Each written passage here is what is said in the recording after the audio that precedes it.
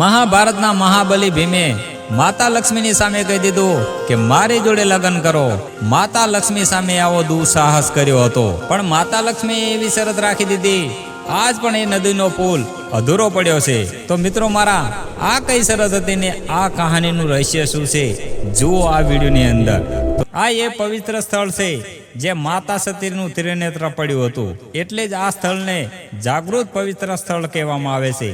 અને આ મંદિર એટલું શક્તિશાળી છે, જ્યારે છત્રપતિ શિવાજી યુદ્ધ પર જતા પહેલા તેમની ભવાની તલવાર લઈને અહીંયા માતાજીના આશીર્વાદ લેવા આવતા. એક દિવસ એવો સમય આવ્યો કે આ સોનાનું મંદિર માતાને છોડવું પડ્યું. ત્યાંથી 500 કિલોમીટર દૂર એક સુનસાન જંગલમાં આવી ગયા. ગુજરાત મહારાષ્ટ્રના બોર્ડર ઉપર ત્યાં અસુરો આતંક મચાવી રહ્યા હતા. ત્યાંના ગરીબ આદિવાસીઓને હેરાન પરેશાન કરી રહ્યા હતા, અને એટલો ત્રાસ વધી ગયો હતો કે લોકોનું જીવવું મુશ્કેલ થઈ ગયું હતું. તેમના ભક્તોનું આ દુઃખ માતા જોઈ શક્યા નહીં. અસુરોની સામે યુદ્ધ થયું. યુદ્ધ એવું ચાલ્યું, લડતા લડતા માતા જંગલ સુધી પહોંચી ગયા. સાંજ પડી ગઈ હતી. માતાએ વિચાર્યું કે આજની રાત આ પહાડ ઉપર જ રોકાઈ જવું, પણ માતાને અંદાજ નહોતો કે આ રાત શું થવાનું છે. એ જ સમયમાં એ જંગલમાં પાંડવો તેમનો વનવાસ પૂરો કરી રહ્યા હતા. ફરતા ફરતા મહાબલી ભીમ આ પહાડ ઉપર આવી ગયો. ત્યાં દેવી એક સાધારણ સુંદર કન્યાના રૂપમાં હતા. માતાના આવા સુંદર રૂપ જોઈને ભીમ તેમની ઉપર મોહી ગયો, અને કાંઈ વિચાર કર્યા વગર માતાને કહી દીધું કે તમારી જોડે હું લગ્ન કરવા માંગુ છું. માતા મનમાં હસ્યા. માતા જાણતા હતા કે ભીમ એક માણસ છે અને હું માતા છું. ત્યારે તેમણે વિચાર કર્યો કે ભીમ મહાબલી છે અને બાજુના ગામમાં પાણીની ખૂબ જ તંગી રહે છે. પછી ભીમને કીધું કે હું લગ્ન કરું ખરી, પણ મારી એક શરત છે. શરત એ છે કે સવારનો સૂરજ નીકળતા પહેલા આ નદી ઉપર મોટામાં મોટો પુલ બનાવવો પડશે.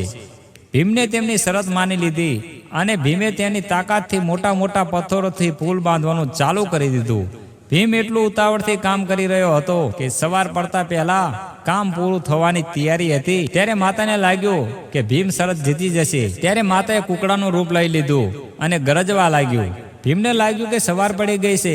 ક્રોધમાં આવીને છેલ્લો પથ્થર ત્યાં ફેંકી દીધો અને ત્યાંથી ત્યાં નીકળી ગયો. અને આજ પણ એ અધૂરો પુલ રહી ગયો. અને સાહેબ, આ પુલનું નામ ભીમબાંધ કહેવામાં આવે છે. અને સાહેબ, આજ પણ માતા લક્ષ્મી આ પહાડ ઉપર બિરાજમાન છે, અને કહેવાય છે કે એમના દર્શન કરી જે કોઈ પ્રચાર ફેલાવે છે ને એના ઘરમાં ધનલક્ષ્મીનો વાસ થાય છે, અને ક્યારેક ખજાને પણ ખોટ નથી આવતી. તો મારા ભાઈ, આ વિડીયોને એટલો ફેલાવો અને કમેન્ટમાં લખીને જજો, જય મા લક્ષ્મી માં. શું મિત્રો તમે જાણો છો કે પાવાગઢનો ડુંગર એક પથ્થરનો ડુંગર નથી, આ એક પવિત્ર સ્થાન છે જ્યાં માતા સતીનું પવિત્ર અંગ પડ્યું હતું, અને જ્યાં પ્રગટ થઈ હતી મહાશક્તિ મહાકાળીમાં. તો પ્રશ્ન એ છે કે સતીનું અંગ કેવી રીતે પડ્યું હતું? તો મારા ભાઈ, આ કથા આજકાલની નથી, આ કથા છે સતયુગથી. તો ચાલો શરૂ કરીએ. તો સતયુગમાં રાજા દક્ષે એક મહાન યજ્ઞ કર્યો હતો, અને દક્ષ રાજા કોણ હતું?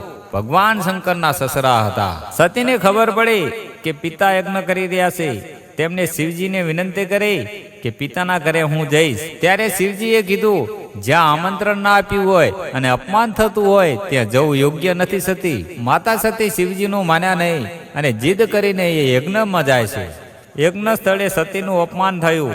દક્ષ રાજાએ શિવજી વિશે એવા કડવા શબ્દ કીધા કે સતીથી સહન ના થયા. સતીએ પછી નિર્ણય લીધો કે જે શરીરે શિવજીના અપમાન સાંભળ્યા છે એ હવે શરીર જીવતું નહીં રહે, અને અગ્નિમાં કૂદી પડ્યા. આ દ્રશ્ય ભયાનક હતું.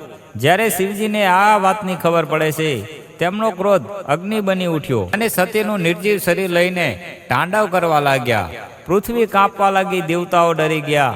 ત્યારે ભગવાન વિષ્ણુ સૃષ્ટિને બચાવવા માટે સુદર્શન ચક્ર ચલાવ્યું. સુદર્શન ચક્રથી સતીનું શરીર 51 ભાગમાં વેચાઈ ગયું. જ્યાં પડ્યું ત્યાં શક્તિપીઠ બન્યા. પૃથ્વી પર પડ્યા હતા 51 ટુકડા, અને પાવાગઢમાં પડ્યો હતો માતા સતીનો જમણો પગ. જ્યારે એ અંગ ડુંગર ઉપર પડ્યો ત્યારે આખું પર્વત તેજસ્વી બની ગયું. અગ્નિ જેવી શક્તિ ફેલાઈ ગઈ.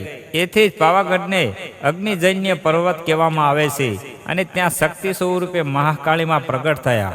સમય જતા અહીં મહાકાળી માતાનું સ્વયં પ્રગટ મુખ દેખાયું. આ સ્થાન 21 શક્તિપીઠોમાંથી એક માનવામાં આવે છે. દર વર્ષે લાખો ભક્તો અહીં આવે છે, ખાસ કરીને નવરાત્રિમાં. ભૂવિજ્ઞાન પ્રમાણે પણ પાવાગઢ પ્રાચીન જ્વાળામુખી પર્વત છે. અગ્નિમાંથી જન્મેલો પર્વત અને સતીના અંગમાંથી પવિત્ર બન્યો સ્થાન. એથી અહીંયા શક્તિનો અનુભવ થાય છે. ઘણા ભક્તો કહે છે કે મંદિર પાસે અદ્ભુત ઉર્જા અનુભવ આવે છે. જે ભક્ત સાચા દિલથી આવે છે તેની મનોકામના પૂરી થાય છે. તે શ્રદ્ધાને સાચા ભાવથી જે કોઈ પૂજા પાઠ કરે છે એને સંતાન પ્રાપ્તિ થાય છે અને ઘરમાં સુખ શાંતિ બની રહે છે. મારા ભાઈ, તમે મહાકાળી માને માનતા હોય અને શ્રદ્ધાને વિશ્વાસ હોય તો આ વિડીયોને ઇગ્નોર ના કરતા 5 જણાને શેર કરી કમેન્ટમાં દિલથી જય મહાકાળી માં લખજો. તમારા ધારેલા કામ છે ને એ મહાકાળી માં જરૂર પૂરા કરશે. તો લખો કમેન્ટમાં દિલથી જય જય મહાકાળી માં.